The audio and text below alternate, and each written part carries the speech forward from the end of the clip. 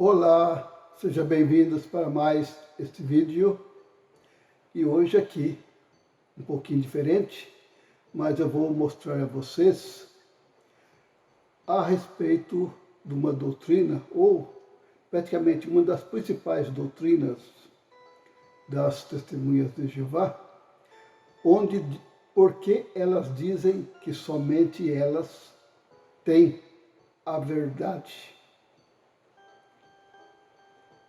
Exatamente. Por que as pessoas ficam tão amarradas, assim, simbolicamente, mas ficam presas achando que as testemunhas de Jeová são as que têm realmente a verdade, porque elas têm o escravo fiel e discreto. Então hoje nós vamos desvendar esse segredo. Será que Jesus falou que haveria um grupo de pessoas na Terra, no caso hoje cerca de 8 homens, que daria o ensinamento bíblico que orientaria as pessoas a seguir o caminho certo? Então vamos abrir, já abriu a sua Bíblia aí, no capítulo 24 de Mateus, com certeza você lembra o texto que eles usam muito para isso. No caso, está aqui Mateus capítulo 24, o versículo é o 45, né? Onde Jesus disse: quem é realmente o escravo fiel e discreto, a quem o seu amo designou para dar o alimento no tempo apropriado? Aí diz, feliz, né? Continuando diz, feliz o escravo se o seu amo ao chegar o achar fazendo assim. Deveras eu vos digo, ele o designará sobre todos os seus bens. Então aqui está o motivo de as testemunhas de Jeová acharem que só elas têm a verdade. Por quê? Porque elas dizem que é a religião que tem o escravo fiel e discreto. É isso mesmo? Vamos tirar uma dúvida aqui. Quando alguém conversar com uma testemunha de Jeová e ela falar que somente as testemunhas de Jeová têm a verdade, pergunte sobre o escravo fiel e discreto.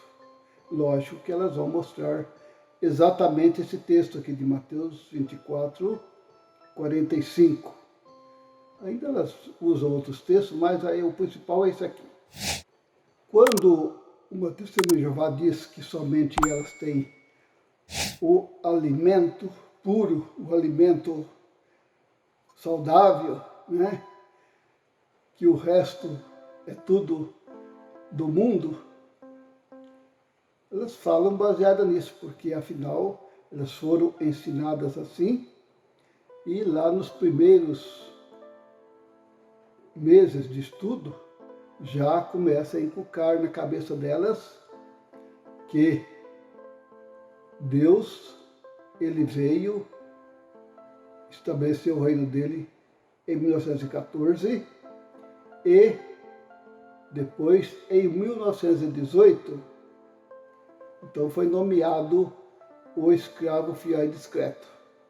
Aí eles pegam essa passagem que diz, feliz aquele quando seu amo chegar o achar fazendo assim, quer dizer, dando alimento, porque ele designará sobre todos os seus bens.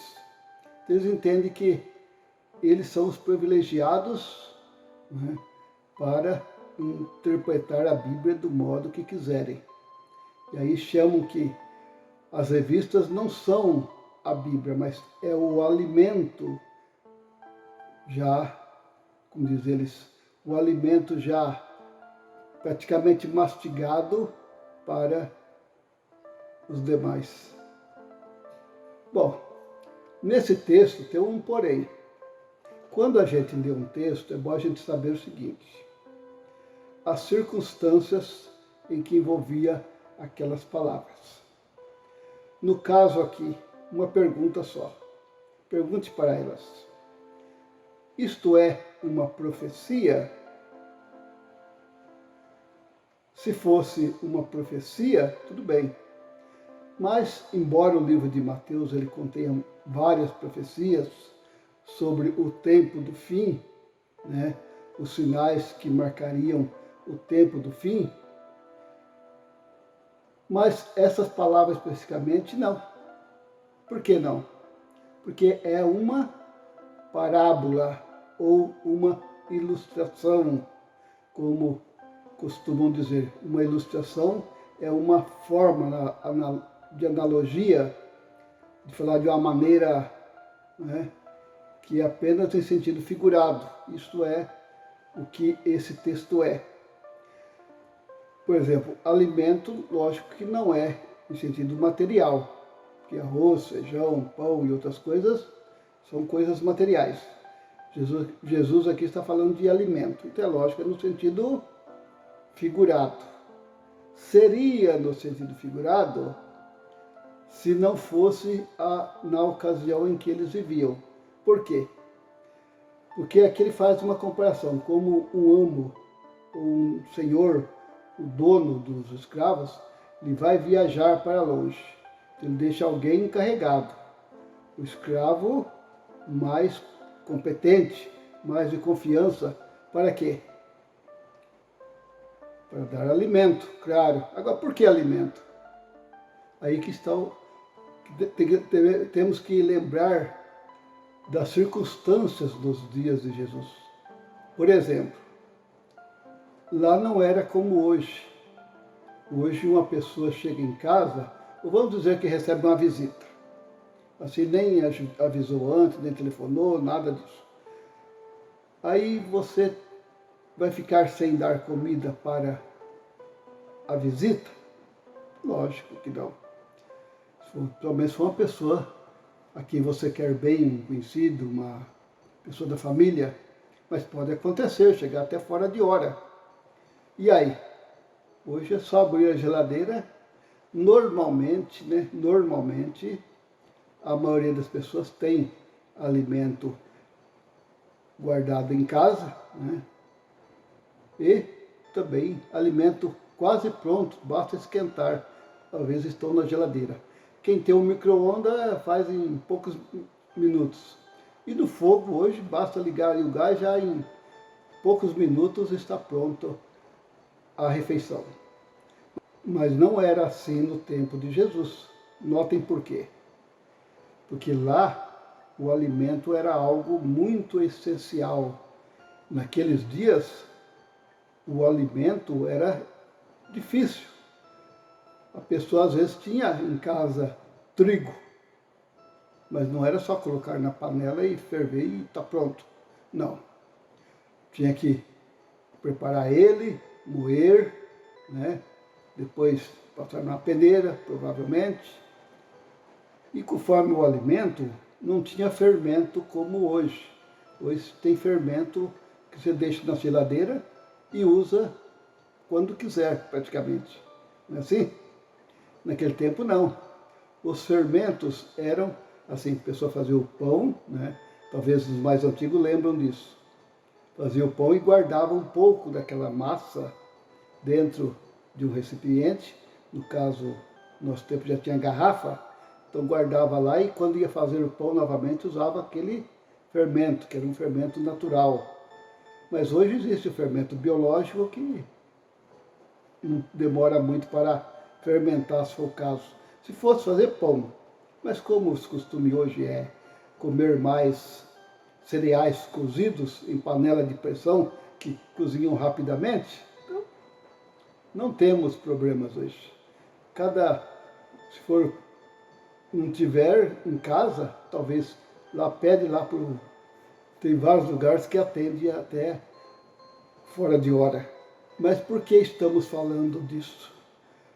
Justamente para mostrar que o alimento, quando as testemunhas de Jeová falam alimento espiritual, baseado nesse texto, não tem nada a ver. Alimento porque era o ponto mais importante naqueles dias. Lógico, a água não era o problema. não é mesmo? Mas o alimento sim. Então, se o dono, por exemplo, o chefe daquela casa chegasse fora de hora, então ele já tinha que estar constantemente com algo preparado para dar aos seus domésticos e também ao amo, né? Que podia chegar fora de hora. Como não tinha como mandar um telefonema, uma mensagem, qualquer coisa, ele ia chegar de surpresa. Então, preste atenção no detalhe. O que esse texto queria dizer? Ou o que Jesus queria dizer com essa passagem? Ou essas palavras? Ele está aqui dando o quê? Fazendo uma profecia? Claro que não. Era uma parábola para alertar os seus discípulos quanto à vinda dele na terra, quando ele viria, né? Logicamente, para trazer a punição para os ímpios e a recompensa para os bons. Bem, mas por que podemos saber que isso aqui era um alerta, uma advertência, uma exortação e não simplesmente uma profecia? É muito simples. Acompanhe comigo as palavras do versículo anterior. Olha só, não está muito difícil não. O que foi que ele disse? Capítulo 24 de Mateus mesmo, versículo 43, né? Ele diz: mas sabei que isto, se o dono da casa tivesse sabido em que vigília viria o ladrão, teria ficado acordado e não teria permitido que sua casa fosse arrombada. Por esta razão, vós também mostrai-vos prontos. Entenderam? Mostrar-vos prontos, que é estar sempre ali atento. Porque o Filho do Homem vem quando? Numa hora em que não pensais. Esta era a advertência. Porque ele viria numa hora, ou vem, geralmente, justamente ele vem numa hora em que as pessoas nem pensam. Até faz uma comparação aqui com um ladrão, né? A ilustração aqui fala que se o dono da casa soubesse a hora que viria o ladrão, ele ficaria preparado, não deixaria roubar a sua casa. Não é assim? Mas será que o ladrão avisa? Então aí deu para os discípulos entender. Pensou, não, então vamos ficar, quer dizer, os discípulos que vivem hoje na terra. Então aqueles que são cristãos não descuidam de nada, ficam atentos a tudo, fazendo aquilo que é certo, porque senão é o que o próprio Jesus Cristo ele falou em outros, um pouquinho antes ainda, sabe, por exemplo, quando ele fala do dilúvio, no capítulo 24, que um pouquinho antes, que fala do dilúvio nos dias de Noé, aí diz que naquele tempo comiam, bebiam, né? E aí ele diz o seguinte, que um será tomado, será levado, e assim por diante. Mas o versículo 42, que é a continuação dessa, diz: portanto, mantende-vos vigilantes. A mesma palavra. Porque não sabeis em que dia virá vosso Senhor. Então, é ou não é uma advertência? Então, aí dá para concluir. Se fosse uma profecia, tudo bem. Mas pelos textos que estão aqui circundando essa passagem, dá para entender claramente que Jesus está dando um alerta, está dando ali uma exortação para manter desperto. E quer ver mais ainda? O capítulo 25, porque antes a Bíblia não era separada em capítulos e versículos. Aí ele fala do que? Outra ilustração, ou outra parábola, que é o do reino, ou então, ou melhor, das 10 virgens, né? 10 virgens. Aí ele conta a ilustração, assim, assim, assim. E depois, no final, o que ele diz? Portanto, mantende-vos vigilante, porque não sabeis nem o dia e nem a hora, né, que ele virá. Isso que ele quis dizer. Então, o que Jesus quis falar com essas palavras, lógico que não é que haveria um grupo de cristãos que ia dar alimento, não. É para estar, como naquela ocasião já disse que o alimento era uma das coisas difíceis de conseguir, então aqui dá muito bem para entender que essas palavras, quem é realmente o escravo é discreto, está falando de quem? De mim, de você, de todos. Por quê? Todos que se dizem cristãos, Jesus disse, para manter-se vigilantes, manter despertos. Então, isso é uma exortação e não uma profecia. Quem disser que é uma profecia, onde que no contexto aqui dá para entender que é uma profecia? Ele está falando sobre o quê? Era a última noite que ele estava com os discípulos, e principalmente os seus apóstolos, né, no caso. E foi aí que ele sabia que ele logo ia sair de cena, mas seus discípulos tinham que estar bem preparados. Não para aquela ocasião só, mas para quando chegasse os tempos difíceis. Porque no capítulo 24, lá no início, fala dos problemas que haveriam, como no caso guerras, terremotos, né, a falta de amor e assim por diante. Então, esta é a mensagem e espero que estejam atentos para outros vídeos que vou ainda fazer, abrangendo outros pontos das doutrinas que se ensinam nessas seitas, que não tem nada a ver. Então nós vamos chegar a uma conclusão simplesmente por raciocinar um pouco. E aí você vai poder conversar até com um ancião e explicar para ele aquilo que você aprendeu, que estava tudo fora do contexto. Tem coragem? Então, fica aí o desafio. Então, agradeço por sua atenção. Não esqueça de se inscrever para que este vídeo tenha mais relevância, mais pessoas possam, assim, ser recomendado para mais pessoas. E aí também não deixe de dar o seu comentário. Escreve aí seu comentário aí no comente, tá aí abaixo da página.